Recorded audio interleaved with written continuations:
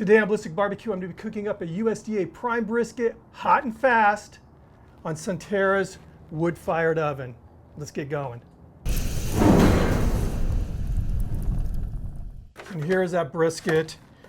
And I'm planning on injecting and then applying the rub. But before I do that, I want to tell you the story of this brisket. So it's USDA prime, and this thing, when I bought it, weighed in at a little over 17 pounds, and it was cryovac. I got it out of the cryovac, and it was an experience because I paid full price for this brisket, and it was not cheap. It was over $200, and it looked like this brisket. Well, first of all, the minimum trim that you would expect at the processing plant really wasn't done. I mean, there was on the point here just a gigantic glob of hard fat that was probably a good 4 inches thick with no meat in there. Had to remove that.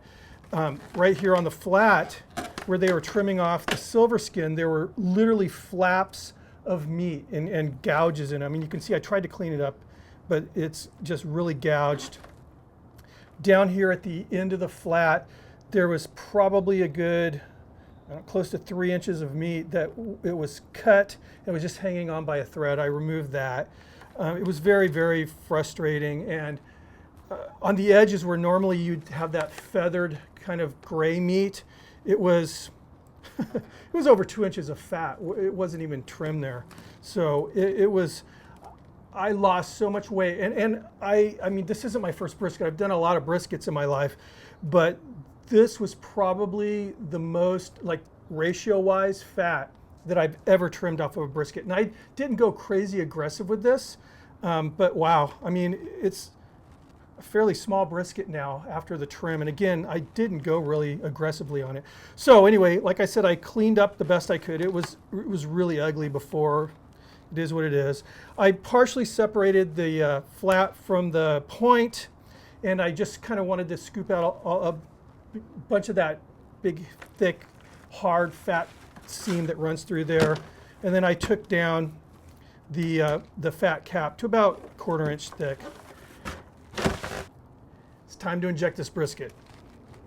So I have here some beef broth, and it's mixed with melted Wagyu beef fat, beef tallow.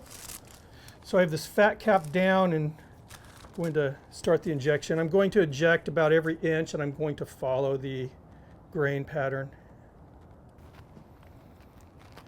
It looked like such a giant brisket. And to be honest with you, I didn't want a real huge brisket for this cook.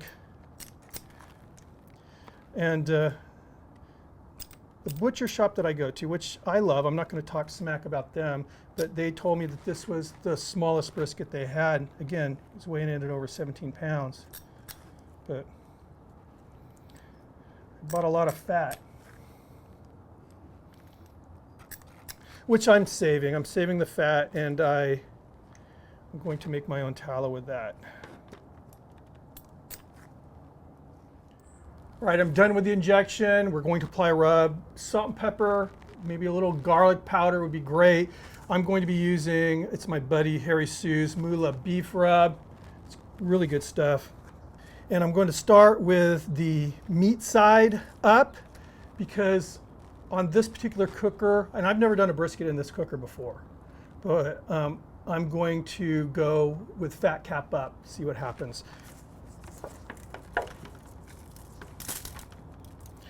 A nice liberal application of this rub.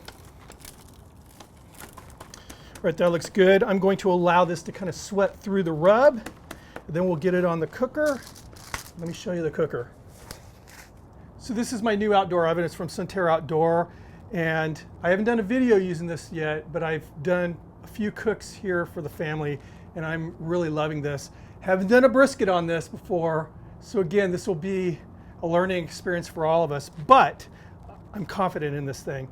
So here's a firebox, and I started out by adding some pretty large chunks of lump charcoal, lit them with, a weed burner. Then I added some small splits of pecan wood, And right now we're running it just a little over 350 degrees, which is where I want it. I want it right at that 350 degree range. Again, we're going hot and fast, but it's going to be exciting. I'm really looking forward to seeing how this cook goes. So we're ready to cook now, and here's the setup. So obviously an oven like this is perfect for a pizza, and for this cook I have the pizza stone in place. Now I have the brisket on the roasting pan that comes with this oven.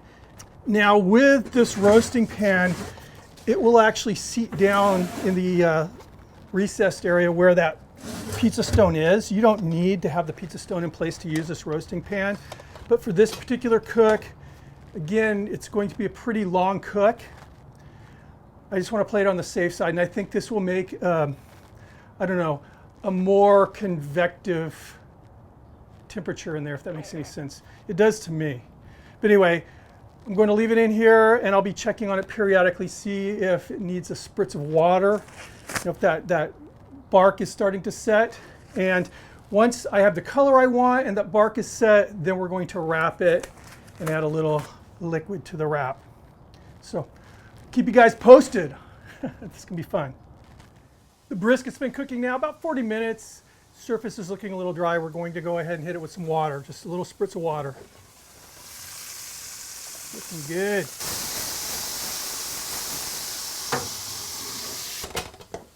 So I'm just going to continue monitoring this, and once again it gets that crust I'm looking for, we're going to wrap. All right, it's been 2 hours now. We've got great color. I'm going to go ahead and pull this brisket. So I'm really glad that I went fat cap up. You can see it's got some dark color here. I wouldn't want it any darker than that. So wrap it in foil.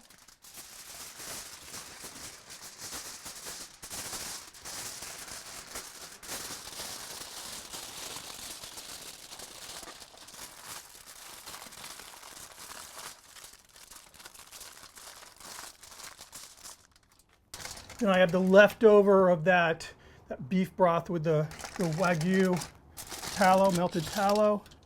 Pour this in here.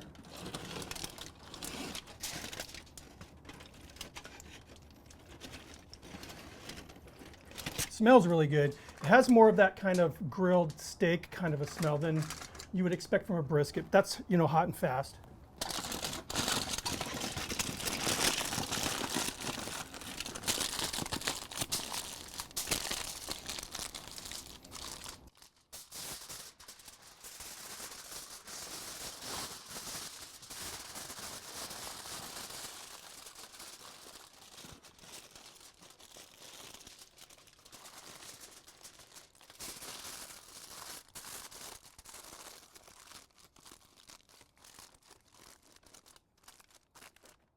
I'm going to put it in an aluminum pan.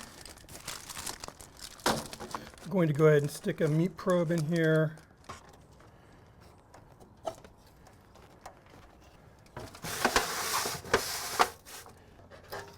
All right, so I'll be monitoring the temperature of the meat as it cooks, but really what I'm looking for is tenderness, probe tender, and what that will feel like is a probe going into cool butter. And Harry Sue from Slap Your Daddy uses a really good kind of a way of teaching what it should feel like, which is like a toothpick or a probe into a jar of creamy peanut butter, pushed in and pulled out. That's what it should feel like when it's done. So I'll let you know. So far, so good. This thing has been running very efficient as far as fuel. A little bit of fuel is a good thing. It's been running for me at 375 with very, very little wood. In fact, at one point early in the cook, I had to pull out a couple of those little splits. Just it was getting too hot. So very efficient. But now it's running really stable. Like I said, it's been running 375, just flat line. So good thing. See you guys in a bit. Okay, we are at 3 hours, 45 minutes, and believe it or not, this brisket is done. And I want to emphasize the fact that although when I bought this, it was a little over 17 pounds, again, there was so much trimming involved just because of all the fat that should have been removed before it was even cryovac. I'm guessing it was at least 5 pounds of fat that came off of this. It was crazy. Again, I've never had anything like this. Crazy.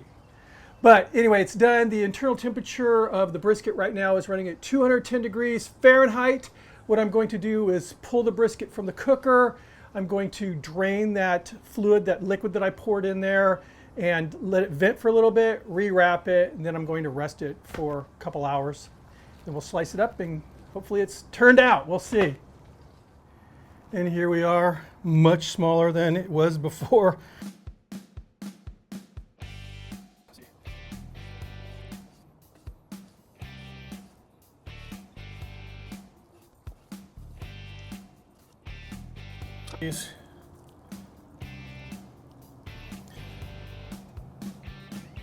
There we are. So this is the part that was kind of underneath the point, so that wouldn't have gotten any smoke, but I'll take that.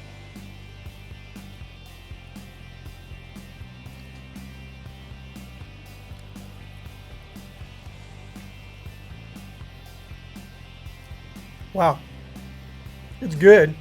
There is some smoke ring there. Let's see. I think you can see it. It's not a real pronounced smoke ring, but there definitely is a smoke ring. See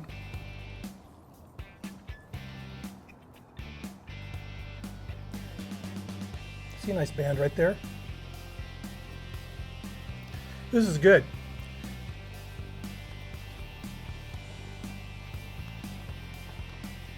And I kind of bifurcated that point. Here's a big part of the point. The end of the point. Let me try this. Like I said, this brisket was just, it came to me trimmed really weird and just stuff I'd never seen before. There's that point. See, it's got a nice smoke ring. It's not, again, it's dark, it's not real wide, but it was, I mean, think about it, it was only really smoking for 2 hours before I wrapped. Very, very moist though. Well, I mean, look at that. This is glistening. Oh. My favorite part is that fatty brisket, that moist fatty brisket. I'm happy. I'm going to call this a success. Brisket in under 4 hours. I don't know. I'm guessing this was, when it hit the pit, probably, I don't know, 10, 12 pounds. What do you guys think? Anyway, thank you for stopping by. If you're not subscribed, please hit that subscribe button. Make sure you ring the notification bell. Thumb up the video if you like it. I'll see you on the next video. Cheers.